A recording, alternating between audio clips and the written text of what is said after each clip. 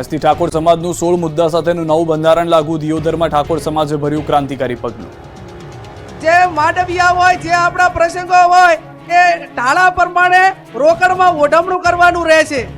મામેરામાં ઓછામાં ઓછા એ 11,000 અને વધુમાં વધુ જે ઢાલમાં મેળવાના એ 1,51,000 થી વધારે જાહેરમાં કોઈ રકમ મૂકી શકાશે નહીં. બનાસકાંઠા, વાવ, થરાદ અને પાટણ જિલ્લાના ઠાકોર સમાજ દ્વારા દિયોદર તાલુકાના ઉગડધામ ઉગડજીની થાળી ખાતે વિશાળ બંધારણ મહાસંમેલનનું આયોજન કરવામાં આવ્યું. આ સંમેલનનો મુખ્ય ઉદ્દેશ ઉત્તર ગુજરાતના ઠાકોર સમાજ માટે એક આધુનિક અને સર્વગ્રાહી સામાજિક બંધારણની રચના કરી અમલીકરણ કરવાનો હતો.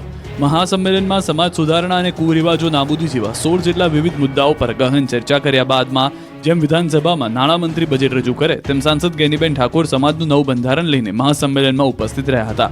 સાંસદ ગેનીબેન ઠાકોરે બંધારણનું વાંચન કર્યું, જે બાદ આજથી આ બંધારણ અમલમાં મુકાયું. છેલ્લા 15 દિવસથી આ જિલ્લાઓના 27 તાલુકાના પ્રતિનિધિઓ, સામાજિક કાર્યકરો અને ધાર્મિક નેતાઓએ હાલમાં સાથે મળીને આ બંધારણનો મુસદ્દો તૈયાર કર્યો.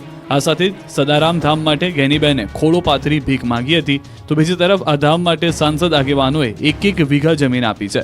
આ સાથે નિર્ણય લેવાયો છે કે બંધારણને ફોટાથી મઢાવી લેમિનેશન કરી 1 કોપી દીકરીને લગ્ન સમયે માંડવે ભેટ સ્વરૂપે આપવાની રહેશે, જેથી વેવાઈને વેવાણ મોઢું ના મરડે. આ પ્રસંગે ગેનીબેન ઠાકોરે સમાજમાં દારૂની દૂષણને લઈને ચિંતા વ્યક્ત કરી, કહ્યું કે 20-25 વર્ષના યુવાનો દારૂના કારણે મૃત્યુ પામ્યા છે. બીજી તરફ આ સંમેલનની સૌથી મોટી વિશેષતા એ રહી કે સ્ટેજ પર કોઈ વીઆઈપી સંસ્કૃતિ જોવા મળી ન હતી. કોઈ પણ મહેમાન માટે ખુરશી કે સોફાની વ્યવસ્થા રાખવામાં આવી ન હતી. ગેનીબેન ઠાકોર સહિતના તમામ રાજકીય અને સામાજિક આગેવાનો સામાન્ય નાગરિકની જેમ જ જમીન પર ગાદલા પાથરીને બેઠા હતા. આ સંમેલનમાં અલ્પેશ ઠાકોર, ચંદનજી ઠાકોર, લવિંગજી, જગદીશ ઠાકોર સહિતના ઠાકોર સમાજના નેતાઓ હાજર રહ્યા હતા. આ તરફ અરવલ્લીમાં જયસ્વાલ સમાજે પણ સામાજિક ખોટા ખર્ચ પર પ્રતિબંધનો લીધો નિર્ણય. ઠાકોર સમાજે ખોટા ખર્ચા પર પ્રતિબંધ મૂક્યો, તે રીતે જયસ્વાલ સમાજે પણ ખોટા ખર્ચ પર રોક લગાવવાનો નિર્ણય કર્યો. અરવલ્લીમાં જયસ્વાલ સમાજના સ્નેહ મિલન અને પ્રથમ યુવક યુવતી પરિચય મેળો યોજાયો. મોડાસામાં યોજાયેલા કાર્યક્રમમાં સામાજિક ખોટા ખર્ચ પર પ્રતિબંધ લાવવા નિર્ણય કરાયો, જેમાં પ્રી વેડિંગ પર પ્રતિબંધ મુકાયો હતો અને સમૂહ લગ્ન માટે આયોજન કરવાનો નિર્ણય લેવાયો. આજે પ્રી વેડિંગ જેવા ખોટા ખર્ચા ઉપર પ્રતિબંધ મૂકી અને સારી વિચારધારા અને ખોટા લગ્નના થતા ખર્ચા બચાવવા માટે આહવાન કરેલું છે. પશુઓ ભરેલી રિક્ષા રોકતા રાજકોટમાં ગૌરક્ષક પર છરીથી હુમલો. મારામારીના દ્રશ્યો છે રાજકોટના. અહીં ગૌરક્ષક પર છરીથી હુમલો થયો. શહેરના લીમડા ચોક પાસે પંચનાથ મહાદેવના મંદિરની સામે 2 ગૌરક્ષક પર ટોળકીએ છરીથી હુમલો કર્યો.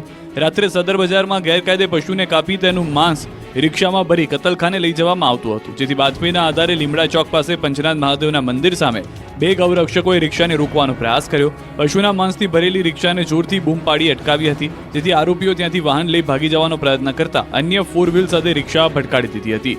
આમ છતાંય બંને ગૌરક્ષકો માંસથી ભરેલી રિક્ષા સાથે શખ્સને પકડી લઈને પોલીસ કંટ્રોલના બનાવની જાણ કરી હતી. તે જ સમયે 15 થી 20 શખ્સ ત્યાં ધસી આવ્યા હતા અને બંને યુવક પર હુમલો કર્યો, જેથી એકને ગંભીર ઈજા પહોંચી હતી. યુવકને તાત્કાલિક સારવાર અર્થે સિવિલ હોસ્પિટલમાં ખસેડવામાં આવ્યો. આ મામલે પોલીસે ફરિયાદ નોંધી છે. ઢોરની જેમ યુવાનને મારી વડોદરા પોલીસ ભરાઈ ગઈ. એક જ મામલામાં વડોદરા પોલીસે 3 જુદી જુદી પ્રેસ કોન્ફરન્સ કરી. વડોદરાના યુવાનને જાનવરની જેમ મારીને પોલીસ ખુદ જ ભરાઈ છે, જેના ખુલાસા 3 ઉચ્ચ અધિકારીઓએ કરવા પડ્યા. વાત છે 3 જાન્યુઆરી 2026ના નર્સિંગ હોમ 4 રસ્તા પાસેની, કે જ્યાં એક બુલેટ ચાલક યુવકને ટ્રાફિક પોલીસે પકડ્યો અને તેની પાસે લાયસન્સની માંગ કરાઈ. જે બાદ યુવક અને ટ્રાફિક પોલીસ કર્મીઓ સાથે માથાકૂટ શરૂ થઈ. જો કે આ મામલો ત્યારે ચર્ચાનું કેન્દ્ર બન્યો જ્યારે યુવકે ટ્રાફિક પોલીસની ગંભીર બેદરકારીના આક્ષેપો લગાવ્યા. યુવકે 3 ટ્રાફિક પોલીસે માર માર્યાનો આક્ષેપ કર્યો. મોડિફાઈડ સાયલેન્સર, નંબર પ્લેટ ન હોવા મુદ્દે યુવકને ઢોર માર માર્યાનો આક્ષેપ છે અને બાદમાં તેને પોલીસ વાનમાં બેસાડી ટ્રાફિક કચેરીએ લઈ જવાયો, જ્યાં હાજર અધિકારીએ તેમના ગુપ્તાંગના ભાગે લાતો માર્યાની પીડિતે આક્ષેપ કર્યો. જોકે મારથી ઈજા પહોંચતા યુવકને સયાજી હોસ્પિટલ ખસેડવામાં આવ્યા. ત્યારે આખા મામલે 2 એસીપી અને 1 ડીસીપી કક્ષાના અધિકારીઓએ પ્રેસ કોન્ફરન્સ કરી ખુલાસા કર્યા. સમગ્ર મામલે પોલીસે 2 ફૂટેજ જાહેર કર્યા, જેમાં એક સીસીટીવી કેમેરા હતા અને બીજો બોડી વોર્ન કેમેરો. જોકે પોલીસ યુવકને માર માર્યાનો ઇનકાર કરતા જોવા મળી હતી, તો સીસીટીવી ફૂટેજ કંઈક અલગ જ દ્રશ્યો કહી રહ્યા છે. સીસીટીવીમાં પોલીસે યુવક પર બળ પ્રયોગ કરતા જોવા મળ્યા, જેમાં ટ્રાફિક પોલીસ કર્મી બળજબરીપૂર્વક યુવકને વાનમાં બેસાડી ટ્રાફિક ઓફિસ લઈ આવે છે. આ બધું જ દાંડિયા બજાર જંકશન પાસેના સીસીટીવી કેમેરામાં કેદ થયા છે દ્રશ્યો.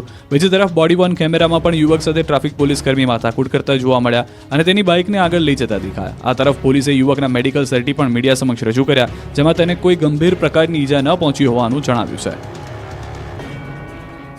અમદાવાદના કાલુપુર રેલવે સ્ટેશન પર રિક્ષા ચાલકો અને આરપીએફ વચ્ચે મારામારી. અમદાવાદના કાલુપુર રેલવે સ્ટેશન પર બબાલ થઈ હતી. રિક્ષા ચાલકો અને આરપીએફ જવાન વચ્ચે મારામારી થઈ હતી. પેસેન્જર ભરવા બાબતે બંને પક્ષો વચ્ચે ઘર્ષણ જોવા મળ્યું. પોલીસ કર્મીઓ દ્વારા રિક્ષા ચાલકો પર લાઠીચાર્જ પણ કરાયો, જેથી નાસભાગ મચી ગઈ. સમગ્ર ઘટનાનો વિડીયો સોશિયલ મીડિયામાં વાયરલ થયો. થોડી વાર માટે રિક્ષા ચાલકો એકત્રિત થઈ ગયા, પરંતુ પોલીસે પહોંચીને મામલો સંભાળી લીધો. બાદમાં મામલો શાંત થયો હતો.